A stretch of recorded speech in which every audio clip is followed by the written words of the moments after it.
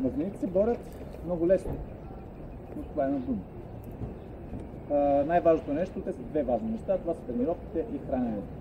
Тоест само едното не става, не върви нито само с хранене, нито само с тренировки.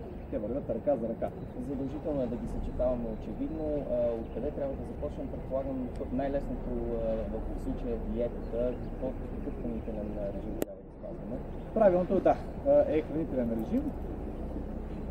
Най-важното е всеки да започне да се храни на всеки 3 часа. По този начин метаболизмът се забързва и така малко по малко мазнините започват да изчезват. Като най-вече трябва да наблегнем на високобелтъчените храни, понеже тялото гори въглехидрати, мазнини и белтъчини.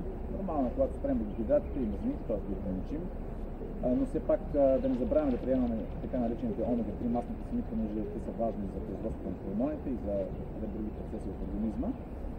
Тоест, не приемаме въглехидрати и мазнини, тялото черпи от собствените ни мазнини. Обаче черпи и белтъчини. За да предпазим мускулатурата си от разграждане, приемаме повече белтъчини и така мускулатурата се запазва. Предполагам, тук е важно и течностите, които приемаме. Сега времето се затопля, хората започват да пият все повече разхлаждащи напитки, газирани, което, доколкото знам, също не е оптимално. Да, течности са от голямо значение. Вода трябва да се приема поне 3 литра на ден, особено ако се почне да се тренира активно, както и в момента започват вече да настъпват малко жегите и тренировките са при нас на открито.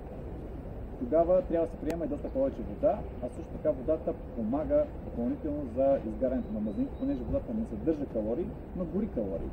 Това е свързано с затоплянето на водата от организма и това е свързано с разход на калории.